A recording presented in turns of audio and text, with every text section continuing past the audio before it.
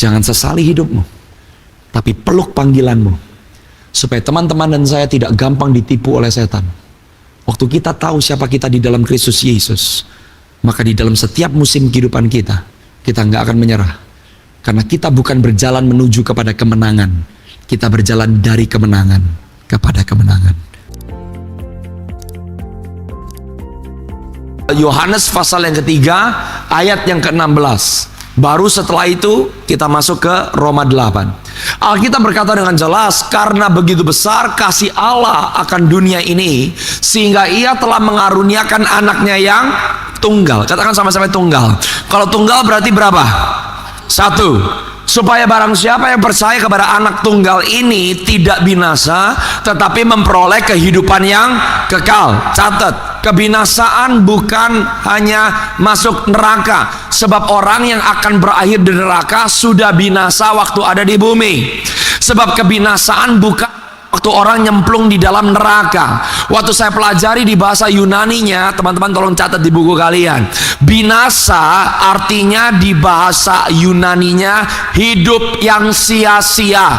Barang siapa percaya kepada Yesus, saudara dan saya dilepaskan dari kehidupan yang hampa. Jadi nggak ada anak muda orang percaya yang mau bunuh diri. Nggak ada anak muda yang percaya Yesus mau lompat dari tebing. Nggak ada orang yang percaya Yesus mau minum racun. Sebab barang siapa menerima Kristus Yesus, saudara menerima tujuan hidup, Anda menerima arah, Anda menerima pengharapan, Anda menerima gairah untuk hidup. Sebab yang ditebus oleh Tuhan Yesus adalah kehidupan yang kekal. Kehidupan yang kekal berarti Zoe di bahasa Yunaninya. Seseorang yang menerima Yesus, Tuhan hadir dan dia memperbaiki, dia memberikan yang hilang dari masa lalumu, dia menyertai saudara di masa hari inimu, dan dia memberikan kepada saudara hari esok atau hari depan yang penuh dengan harapan. Seseorang yang memiliki Kristus Yesus, masa lalu, masa kini, dan masa depanmu ada di genggaman Tuhan. Makanya saya katakan, sebelum manusia jatuh di dalam dosa, nggak ada yang namanya masa lalu.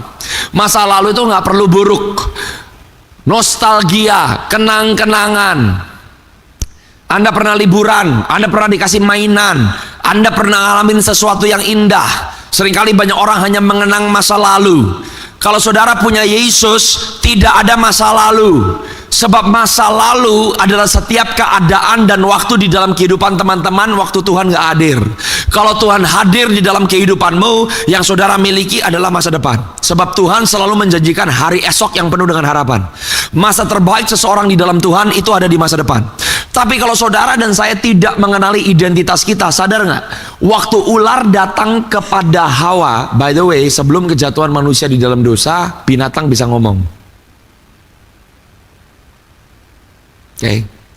Dunia sekarang ini di dalam keadaan oleh karena dosa. Barang siapa memilih percaya Yesus, saudara dan saya dipindahkan kepada realita yang baru dengan kehadiran Tuhan. Sebelum manusia jatuh di dalam dosa, ular bisa ngomong. Ada buktinya di kitab Kejadian. Setan merasuk ular, ular ngomong sama Hawa. Kenapa bahaya kalau saudara dan saya nggak ngerti siapa kamu di dalam Kristus? Yang ular katakan kepada Hawa adalah seperti ini. Siapa yang bilang kalau kamu makan buah itu, kamu akan mati? Bohong. Kalau kamu makan buah itu, kamu akan menjadi sama seperti Allah. Tapi kalau kamu baca Kejadian 1 ayat 26, bukankah Alkitabmu berkata bahwa manusia diciptakan segambar serupa dengan? Jadi apa yang ditawarkan oleh setan kepada Hawa, sebetulnya Hawa sudah punya nggak? Sudah. Kamu ngerti nggak kenapa orang percaya kenal Yesus, kamu dibawa kepada perubahan cara berpikir? Karena kalau cara kita berpikir tidak berubah, seringkali setan akan menyerang kamu dan membuat kamu menyesali dan menginginkan sesuatu yang sebetulnya sudah diberikan kepadamu. Itu pentingnya kenal dengan identitas. Barang siapa percaya kepada Yesus, kamu gak binasa, tetapi kamu memiliki kehidupan yang kekal. Makanya kehidupan kekal sudah dimulai dari sekarang. Kamu berjalan dengan di bawah surga yang terbuka. Kamu mengalahkan musuh-musuhmu. Kamu menyatakan kuasa kemuliaan Allah. Itu adalah kultur dan gaya hidup surga. Nanti kalau tugasmu dan tugasku selesai di bumi, kamu transition ke surga, kamu melanjutkan apa yang Tuhan sudah mulai di hidupmu sekarang.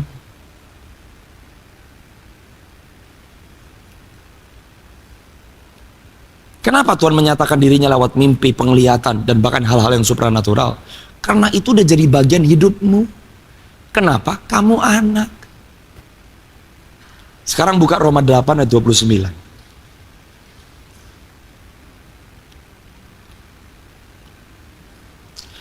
Hari ini saya cuma mau jelasin sama teman-teman, kamu itu siapa sebetulnya di dalam Kristus. Semua yang saya buka firman.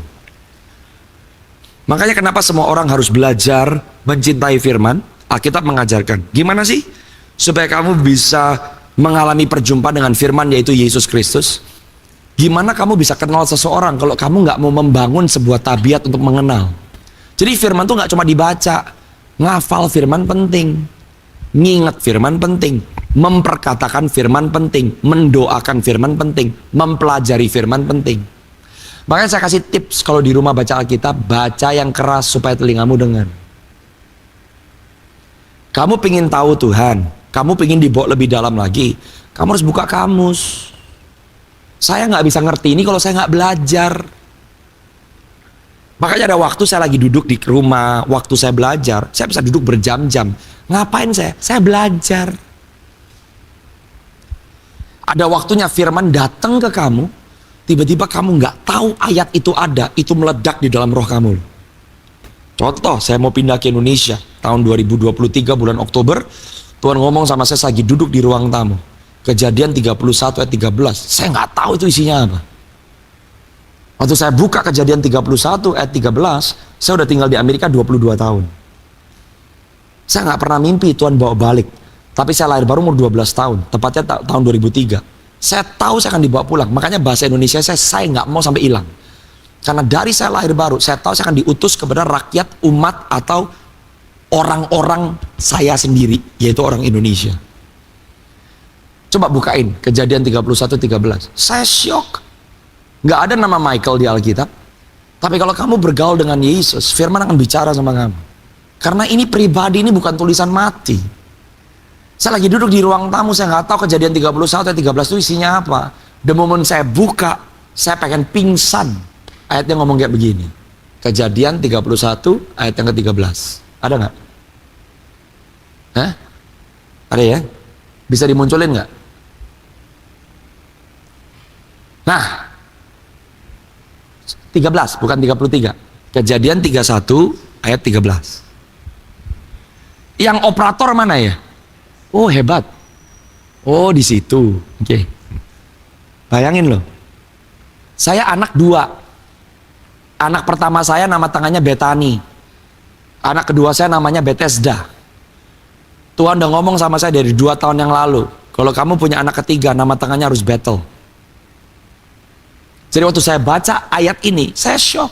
Ayatnya ngomong begini, akulah Allah yang di battle, di mana engkau mengurapi tugu, di mana engkau bernasar kepada aku. Waktu saya lahir baru, saya bikin janji sama Tuhan. Saya mau Tuhan utus dan pakai saya untuk rakyat saya sendiri. Sekarang, bersiap engkau pergi dari negeri ini dan pulang ke negeri sanak saudaramu.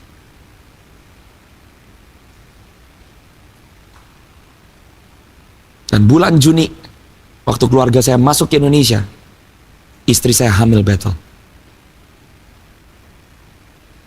Bisa nggak Tuhan begitu spesifik dalam hidupmu? Bisa. Kenapa bisa? Karena kamu anak. Ini pegangan saya nih. Mau saya ketemu topan, pindah Indonesia, tantangan besar, banyak, saya tidak akan dikalahkan. Kenapa? Karena saya pegang janji Bapak Surgawi. Kenapa? Waktu saya mau pindah ke Indonesia, teman-teman, saya di-challenge loh oleh musuh. Keluarga orang tua saya mengalami masalah yang cukup besar. Dan musuh challenge. Tapi karena firman udah jalan di depan, maka firman akan membawa teman-teman kepada keberhasilan. Sekarang buka Roma 8:29. Jadi tadi di Yohanes 3:16, Teman-teman udah baca bahwa dia anak tunggal dikasih supaya barang siapa percaya tidak binasa tetapi memperoleh hidup yang kekal. Sekarang lihat Roma 8:29. Sebab semua orang, coba semuanya katakan sama-sama dengan saya dengan tangan taruh di dada, termasuk saya. Semua yang dipilih dari semula, mereka juga ditentukan dari semula untuk menjadi serupa dengan gambaran anaknya, supaya ia anaknya itu menjadi yang. Nah tadi Yohanes 3:16 anak tunggal atau anak sulung? Anak tunggal berarti berapa orang? Tapi sekarang anak tunggal tidak berhenti dan tidak berakhir sebagai anak tunggal, tapi sekarang Yesus jadi anak sulung. Pertanyaannya yang bungsu siapa? Pegang lagi dadanya. Kamu. Saya mau kasih tahu, Tuhan nggak mau minta masa, dia nggak minta pengikut. Yang dia minta orang-orang yang jadi seperti dia. Saya kasih fakta logis ya. Waktu Yesus bangkit dari antara orang mati, kan tangan sama kaki berlubang, betul nggak? Ada nggak orang bisa punya lubang tapi nggak keluar darah? Nggak ada, berarti tubuh kemuliaan. Ilmuwan-ilmuwan sekarang lagi menemukan bahwa di dalam darah manusia itu ada partikel-partikel cahaya. Ilmuwan lagi menemukan. Kenapa ada kehidupan di dalam darah? Terang atau sinar itu energi. Ilmuwan-ilmuwan menemukan darah manusia itu waktu diteliti di mikroskop itu memiliki partikel-partikel energi, partikel terang. Waktu manusia jatuh di dalam dosa, kenapa mereka nggak sadar mereka itu telanjang? Karena kemuliaan mereka, kemuliaan Tuhan menutupi mereka, betul? The moment manusia jatuh di dalam dosa, Alkitab berkata mereka kehilangan kemuliaan Allah. Apa yang terjadi? Terangnya masuk ke dalam. Yang mereka sadar mereka sekarang telan.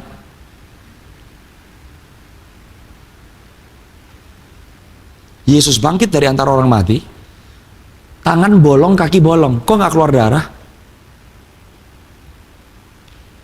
Light, full, terang. Yesus bisa menampakkan diri kepada Maria kayak tukang kebun, betul nggak sih? Maria kan nggak tahu itu Yesus, ya kan? Dikira tukang kebun. Yesus bisa jalan dengan dua murid yang lagi perjalanan ke Emmaus, bisa nongol, bisa hilang. Murid-murid lagi berkumpul di tempat rahasia, boom, Yesus bisa muncul di tengah-tengah. Bisa hilang seketika. Yesus sudah ada di dalam tubuh kemuliaan, betul nggak? Kalau Yesus sudah ada di dalam tubuh kemuliaan, waktu dia masih di bumi sebelum terangkat ke surga, sebetulnya yang paling perlu ketemu Yesus siapa? Lah orang-orang yang nggak percaya dong. Teman-teman bisa bayangin nggak kalau Yesus menampakkan diri kepada Kayafas, Yesus menampakkan diri kepada orang-orang Farisi, Yesus menampakkan diri kepada Raja Herodes, Yesus menampakkan diri kepada Pontius Pilatus, bahkan Yesus menampakkan diri kepada Kaisar Roma. Kira-kira ini semua yang membenci Yesus, bahkan menyalibkan Yesus, bisa jadi orang percaya nggak? Tapi kenapa Yesus nggak pernah menampakkan diri kepada mereka? Jadi kalau saudara lahir di keluarga yang membawa saudara mengenal Tuhan, dan kamu bisa duduk di ruangan ini, jangan pernah merasa bahwa ini adalah kesempatan biasa. Kamu terima hak istimewa. Karena ada orang-orang yang seharusnya ketemu Yesus, mereka nggak pernah berjumpa dengan Yesus. Tapi Yesus memilih untuk menampakkan diri kepada siapa? Waktu dia bangkit dari antara orang mati, sebelum dia bangkit dan dia naik ke surga, dia menampakkan diri ke siapa? Ke murid. Jadi Yesus lebih tertarik sama orang yang jadi seperti dia, bukan orang yang hanya ikut dia. You know, calling saudara itu apa? Menjadi sama seperti Yesus. Karena dia nggak mau jadi anak tunggal. Dia pengen jadi yang paling besar. Siapa yang bungsu-bungsu? Saudara dan saya. Yang menjadi sama seperti dia. Dahsyat nggak? Makanya saya katakan di ibadah dewasa tadi, jangan cuma puas terima mujizat. Orang nggak kenal Yesus juga bisa terima mujizat. Kenapa orang sakit sembuh? Kenapa orang terbelenggu dimerdekakan? Bukan karena orangnya baik, karena Tuhannya baik. Tapi kalau kamu murid dan kamu dijadikan sama seperti dia, hak istimewa teman-teman bukan terima mujizat, tapi melakukan mujizat. Itu hak istimewamu. Tapi kamu nggak bisa terima hak istimewa kalau kamu nggak diubahkan menjadi sama seperti dia. Paham ya? Yang mengerti katakan amin. Oke, sekarang lihat dulu. Wahyu 1 ayat 5 sampai 10, nanti Wahyu 10 ayat yang 10, baru saya bawa nanti ke Mazmur 133 ayat yang pertama sampai ayat yang ketiga. Makanya you have to love the word. Kenapa banyak orang nggak mencintai firman? Karena pas baca nggak dapat apa-apa. Saya pertama baca Alkitab nggak ngerti, meskipun nggak ngerti baca terus. Karena kalau kamu mengenal orang, kamu nggak bisa kenal orang karena sekali ketemu. Betul dong? Kamu baru ketemu, masuk sekolah baru, emang langsung punya sahabat karib? Enggak, baru perkenalan kok. Tapi di dalam stage perkenalan, kamu sudah berhenti mengenal dan dikenal, kamu nggak bisa jadi dekat. Banyak orang sudah menyerah karena baru baca Alkitab, nggak ngerti. Nggak ngerti waktu baca Alkitab tuh biasa. Sampai hari ini saya buka Alkitab, banyak yang saya nggak ngerti. Makanya bergaul dengan Roh Kudus, saya dibikin ngerti. Wahyu pasal yang kelima, ayat yang ke-9. Wahyu 1 ayat yang ke-9. Saya mau teman-teman melihat nih, kamu tuh siapa? Dan dari Yesus Kristus, saksi yang pertama loh, yang bangkit dari antara orang mati, dan yang berkuasa atas raja-raja bumi ini, bagi Dia yang mengasihi kita dan yang telah melepaskan kita dari dosa kita oleh, coba ayat yang selanjutnya. Sekarang ayat yang ke-6 ngomong apa coba? Wahyu 1 ayat yang ke-6. Dan look, coba balik ke ayat yang ke-5. Jadi Yesus Kristus, Dia adalah saksi. Coba ayat yang ke-5. Ayat yang ke-5, mundur 1. Dia adalah saksi. Teman-teman dan saya dipanggil jadi saksi. Jadi sekarang Dia menyamakan diri seperti kita nih. Dia jadi yang pertama bangkit dari antara orang mati, dan Dia berkuasa atas raja-raja di bumi. Kenapa Dia yang pertama bangkit dan Dia yang berkuasa atas raja-raja? Siapa raja-raja di bumi? Nih.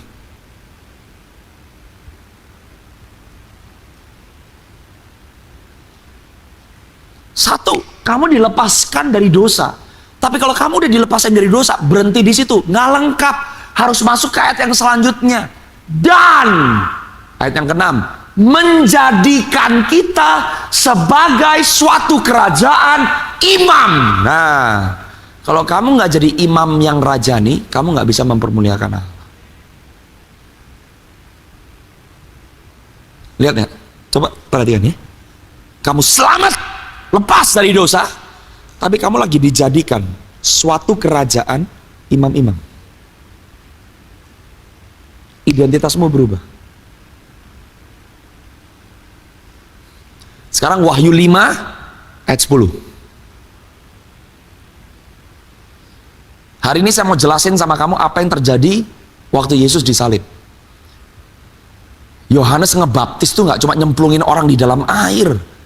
Ngapain? Emang mandi? Di sini berapa yang sudah dibaptis? Bangga dong, angkat tangan. Yang belum dibaptis, angkat tangan. Nggak apa-apa, ngerti dulu. Kalau ngerti, dibaptis. Baru kamu akan dapetin kuasanya. Banyak orang dibaptis hanya karena dapat sertifikat. Kamu dapat sertifikat, baptis nggak bikin kamu ngapa-ngapain. Beli barangnya nggak bisa pakai sertifikat itu.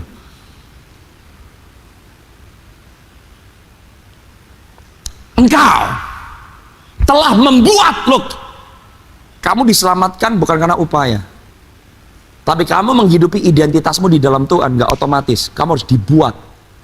Untuk dibuat dan dibentuk butuh waktu. Saudara dan saya dibuat menjadi suatu kerajaan, menjadi imam-imam bagi Allah, dan mereka akan memerintah sebagai raja di, ya tuh. Kenapa kamu harus ngerti identitasmu jadi imam? Kalau kamu jadi imam, berarti kamu diposisikan di surga. Waktu kamu jadi imam, apapun yang kamu kerjakan di bumi, pasti berhasil.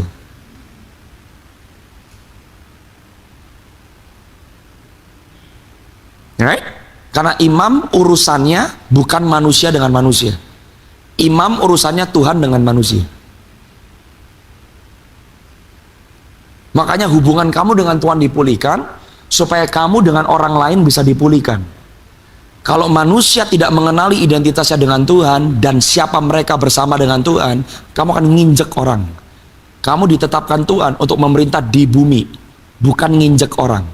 Tapi supaya bumi boleh mengalami kemuliaan dan kuasa Tuhan yang tidak terbatas. Kerajaan imam. Coba lihat dulu Kejadian 1 ayat 28.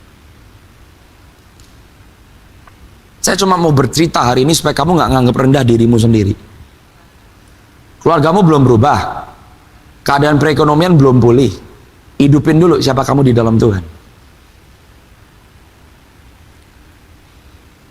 Saya cuma mau cerita aja. Nanti saya kasih tahu ada kejadian-kejadian waktu Yesus disalibkan yang seringkali kita nggak ngerti. Contoh, kenapa Yohanes membaptis? Orang nggak tahu tuh kenapa dia membaptis. Nggak cuma nyemplungin orang di dalam air, yang dia cemplungin di dalam air ada ribuan. Kalau dia nggak mengadakan tanda-tanda dan mujizat, nggak mungkin orang mau dibaptis. Karena sebelum Yohanes nggak ada orang yang membaptis. Kecuali kalau kamu imam, keturunan Lewi, di dalam bait suci. Oke, perhatiin dulu nih. Kejadian 1 ayat 28. Kalau kamu ngerti identitas kamu, kenapa kamu diciptakan, Allah memberkati mereka, baru dia berfirman. Jadi kalau kamu mau sekolah, kamu mau kerja, kamu mau melayani, kamu mau menghidupi panggilanmu di dalam Tuhan dan jadi berkat, kamu perlu ngemis-ngemis berkatnya? Enggak, karena sebelum kamu dikasih tugas, berkat sudah dikasih terlebih dahulu. Sebelum manusia dikasih tugas, sebelum manusia dikasih panggilan, Allah memberkati mereka.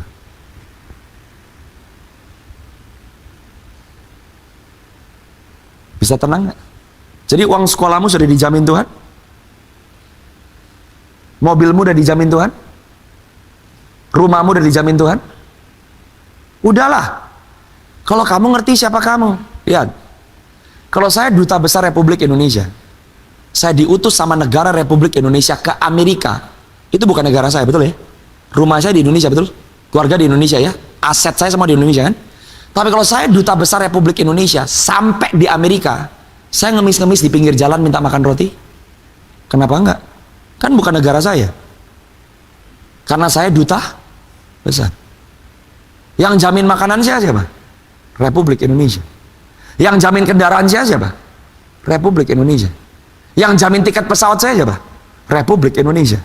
Demikian pula kalau saudara dan saya ngerti kamu adalah anggota warga kerajaan sorga, dan kamu diutus di dunia menyatakan kemuliaan dan kehendak Bapa, kamu perlu nggak ngemis untuk makanan kamu?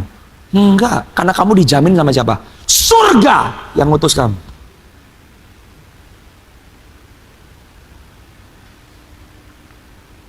Paham gak? Kamu hidup di bumi menyatakan kuasa dan kemuliaan Allah, dan kamu hidup sebagai bukan orang yang ngemis dan orang yang kalah, tapi kamu lebih daripada pemenang. Kalau kamu ngerti tugasmu dan kamu menghidupi identitasmu, makanya ada ayat yang berkata di kitab Amsal, permulaan hikmat adalah pengenalan akan Tuhan. Waktu kamu mengenal dan dikenal, kamu akan terima strategi hikmat dan keperluan kamu untuk selama kamu di bumi, kamu pasti berhasil. Kamu gak hilang arah, kamu gak ditentukan sama pekerjaan. Bahkan waktu sebelum kamu minta dan mencari, pekerjaan yang nyari kamu.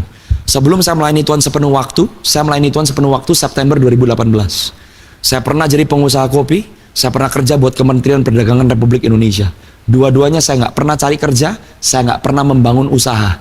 Usaha yang nyari saya, Kementerian Republik Indonesia yang cari saya.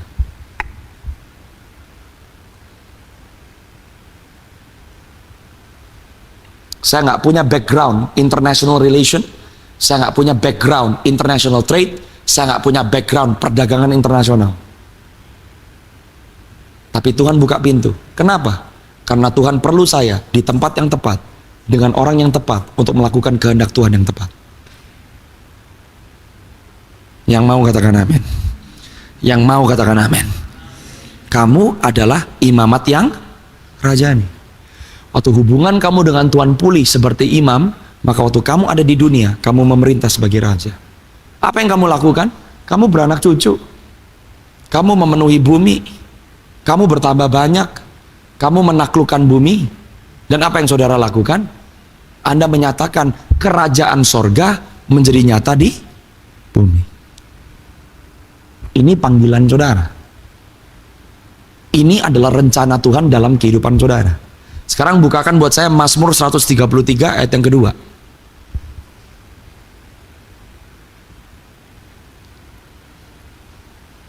Sekarang kamu harus tahu kenapa Yesus mati buat saudara. Amin. So far nangkep gak? Kenapa Yesus mati buat kamu? Ini semua yang saya bukakan adalah ayat firman. Alkitab berkata seperti minyak yang baik di atas kepala meleleh ke janggut Harun dan ke leher jubahnya. Saudara tahu nggak? Ini tiga-tiganya ditebus di atas kayu salib. Di atas kepala Yesus ada mahkota berduri. Alkitab berkata janggut Yesus dirobek. Dan yang nomor 3, pakaian Yesus dikoyak. Yang ditebus oleh Yesus di atas kayu salib adalah identitasmu. Identitasmu sebagai apa? Imam. Kenapa penting kamu hidup seperti imam dan sebagai imam? Ayat yang ketiga. Karena kalau kamu ngerti kamu imam, seperti embun dari Bukit Hermon yang mengalir ke gunung-gunung Sion. Hermon di bahasa Ibraninya artinya tempat kudus. Kalau saudara ngerti kamu adalah imam, dari tempat kudus, saudara akan terima berkat Tuhan karena kamu gunung Sion. Kalau kamu pernah ke Israel, nggak ada gunung Sion, adanya bukit. Karena Sion itu bukan tempat. Sebelum ada orang Israel, nggak ada tempat namanya Sion. Jadi bukit Sion tuh nggak megah. Tapi karena ada orang Israel, ada sebuah tempat yang didedikasikan namanya Sion. Kenapa Sion itu penting? Karena dari Sion Tuhan memperdengarkan suaranya. Dari Sion Tuhan memerintah. Dari Sion dia melepaskan berkat. Saudara dan saya harus tahu, kalau kamu ngerti kamu imam dan kamu dibentuk dan dijadikan seperti gunung Sion, dimanapun saudara berada, berkat Tuhan ada bersama-sama dengan saudara. Makanya dikatakan di sini sebab kesana. Jadi Anda bisa di Mojokerto, kamu di Surabaya, kamu di Amerika, kamu bisa merasa kamu di tempat yang kering, tempat yang terbelakang, tempat yang nggak punya banyak potensi, tapi kemanapun dan dimanapun kita berada, karena kita imamat yang rajani, berkat diutus, dilepaskan, dan apain saudara? Diperintahkan. Keren nggak? Kamu udah nggak ngejar berkat, kamu nggak cari berkat, tapi dimanapun saudara dan saya berada, berkat diperintah kepada saudara. Jadi orang lain ngalamin masa kekeringan, kita perlu kekeringan nggak? Orang lain kena penyakit sampar, kita perlu sakit nggak? Orang lain apes, kita perlu apes nggak? No, karena Anda dan saya berjalan dengan berkat yang diperintah. Waktu saudara dan saya hidup di dunia berkemenangan, ngalamin kuasa Tuhan, baru kehidupan untuk selama-lamanya.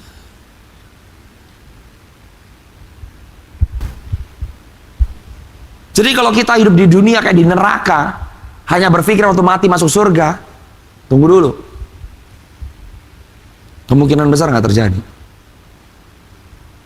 Tapi saudara adalah imamat yang, katakan sama-sama dengan lugas, aku adalah imam. Lugas, katakan, aku adalah imam. Sekarang katakan, aku adalah raja.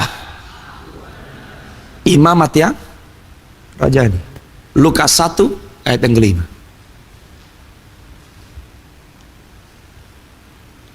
Ini saya ngomong dari tadi, nangkep gak?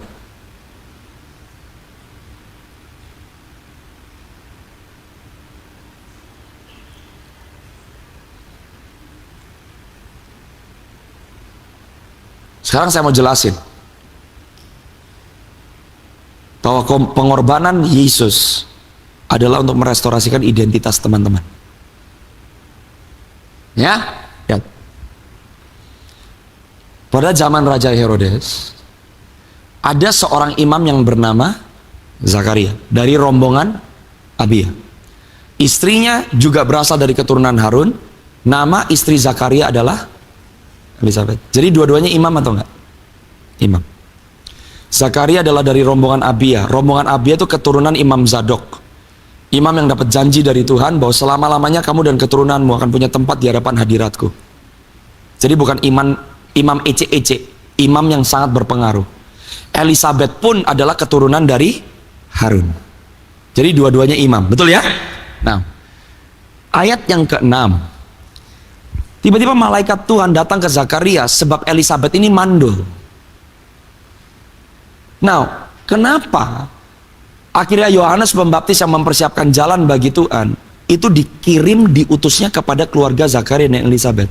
Karena keduanya adalah benar di hadapan Allah dan hidup menurut segala perintah dan ketetapan Tuhan dengan tidak.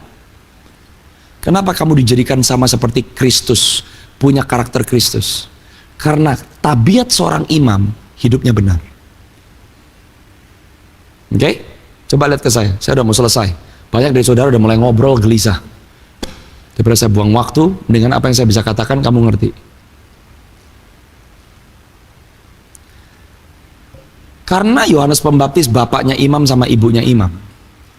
Yohanes Pembaptis keturunan Lewi bukan? Hah? Bapaknya imam, ibunya imam. Kalau bapak ibunya imam, waktu Yohanes Pembaptis lahir, dia imam atau bukan? Ya imam lah. Kan keturunan Lewi, betul ya?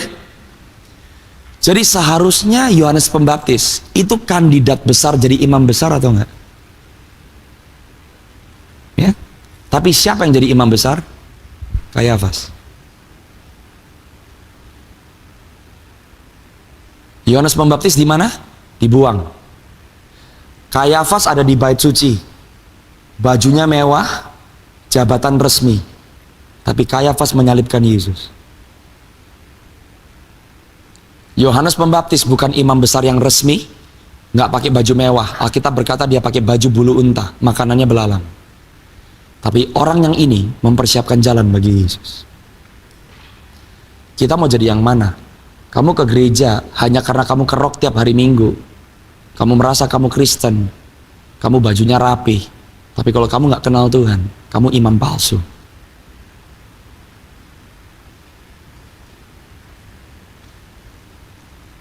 Saya kasih tahu.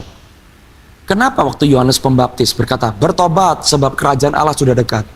Barang siapa percaya kepada Yohanes Pembaptis, dibaptis, betul ya? Sebelum Yohanes Pembaptis membaptis orang, cuma ada satu golongan orang yang dicuci pakai air atau dibasuh, yaitu adalah orang Lewi. Di perjanjian lama, kalau kamu orang Lewi dan dikhususkan untuk melayani bait suci, kamu harus dicuci. Dan itu adalah gambar baptisan. Tapi waktu Yohanes Pembaptis muncul dan dia mulai berkata bertobat sebab kerajaan Allah sudah dekat, mau Lewi bukan Lewi, orang terpandang atau tidak terpandang, orang kaya atau orang miskin, orang terkenal atau tidak terkenal, laki atau perempuan, tua atau muda, barang siapa yang mau bertobat semuanya dibaptis. Ahli Taurat, imam-imam yang ada di bait suci nggak bisa terima. Siapa kamu ngebaptis orang?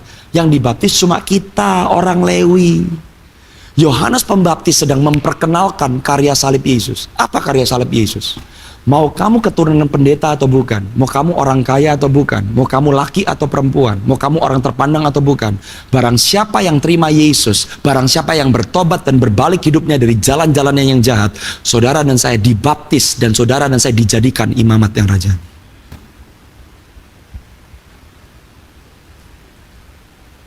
That's why Jesus died on the cross.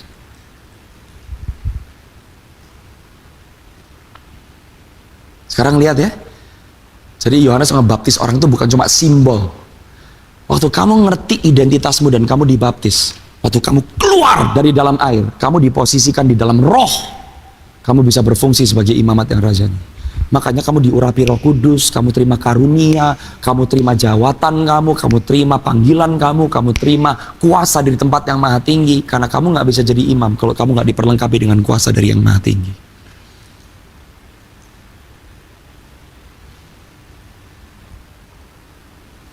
Amin. Katakan sekali lagi dengan lugas, aku adalah imamat yang rajani. Katakan lagi, aku adalah imamat yang rajani. Barang siapa percaya kepada Yesus, kamu gak cuma jadi orang Kristen datang ke gereja, tapi kamu punya hubungan dengan Tuhan yang direstorasikan. Dan kemanapun kamu pergi, kamu menghadirkan surga di bumi. Amin. Ayat penutup, Matius 14 ayat yang pertama. Satu hal yang keren sama Yohanes Pembaptis, kitab Yohanes mengatakan, Matius 14 ayat yang pertama.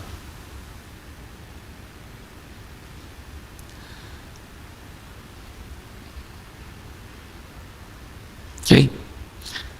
Nah, yang keren sama Yohanes Pembaptis, kitab Yohanes berkata, tidak ada satu mujizat yang dilakukan oleh Yohanes Pembaptis. Betul ya? Teman-teman pernah baca nggak di Alkitab Yohanes melakukan mujizat? Nggak ada ya? Tapi Yesus bilang tidak ada nabi yang sebetulnya lebih besar dari Yohanes Pembaptis. Tapi karena dia ragu, Tuhan Yesus bilang, yang paling kecil di kerajaan Allah lebih besar daripada Yohanes Pembaptis. Kenapa dia nabi yang paling besar? Dia loh, Yesus datang masuk ke sungai Yordan. Dia yang berkata, anak domba Allah yang menghapus dosa manusia. Greatest calling adalah waktu saudara bisa mengenali siapa Yesus. Tapi coba lihat ayat ini. Ini misteri buat saya. Pada masa itu sampailah berita-berita tentang Yesus kepada Herodes, raja wilayah. Ayat yang berikutnya. Jadi orang mulai ngomongin tentang Yesus. Dia melakukan mujizat lah segala macam. Lalu ia berkata kepada pegawai-pegawainya. Jadi orang ngomong tentang Yesus ke Herodes. Betul ya? Yang diomongin siapa? Yang diomongin siapa? Yesus. Tapi waktu Raja Herodes dengar tentang Yesus, dia ngomong sama pegawai-pegawainya, inilah Yohanes Pembaptis sebab ia sudah bangkit dari antara orang mati, dan itulah sebabnya kuasa-kuasa itu bekerja di dalam. Masuk akal nggak?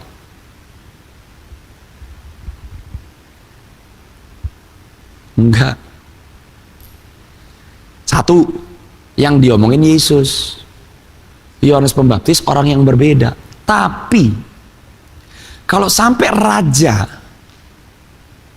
yang bukan anak Tuhan bisa menyangka Yesus itu Yohanes Pembaptis, pertanyaan saya, kalau sampai Yohanes Pembaptis bangkit dari antara orang mati, siapa yang bangkitin?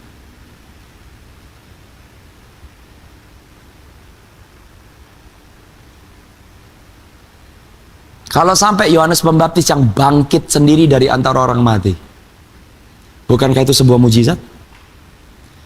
Kalau teman-teman mau tanya saya yakin dan percaya Yohanes Pembaptis melakukan mujizat.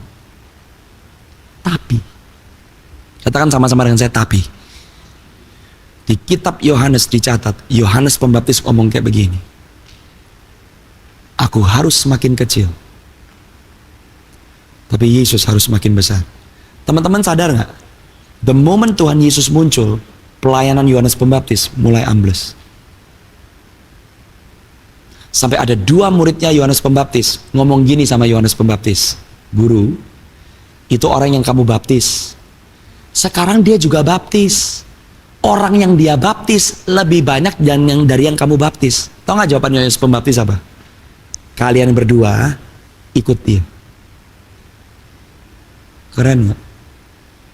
Mana ada orang mau kehilangan reputasi, kehilangan pelayanan, bahkan muridnya disuruh ngikut orang lain. Tapi ada satu ciri khas imam-imam yang rajani. Yang kita pentingkan bukan ego, yang kita pentingkan bukan reputasi, yang kita pentingkan bukan gambar kita sendiri.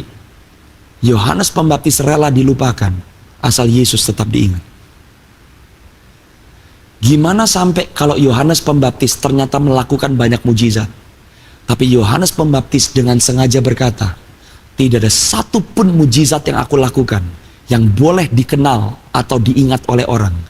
Karena yang menjadi kebanggaanku adalah aku harus dilupakan asal Yesus yang diingat. Itu imam. Semakin Yesus besar di dalam kehidupan teman-teman, saya mau kasih tahu, selama kamu hidup di bumi, kuasa, kemuliaan Tuhan yang tidak terbatas pasti menyertai kehidupan teman-teman semua. So, pesan saya untuk teman-teman pada hari ini cuma satu. Kamu adalah imamat yang rajani. Yang ditebus oleh Tuhan bukan surga. Yang ditebus oleh Tuhan adalah hidupmu. Jangan sesali hidupmu, tapi peluk panggilanmu, supaya teman-teman dan saya tidak gampang ditipu oleh setan. Waktu kita tahu siapa kita di dalam Kristus Yesus, maka di dalam setiap musim kehidupan kita nggak akan menyerah. Karena kita bukan berjalan menuju kepada kemenangan, kita berjalan dari kemenangan kepada kemenangan. Amin. Mari berdiri semuanya.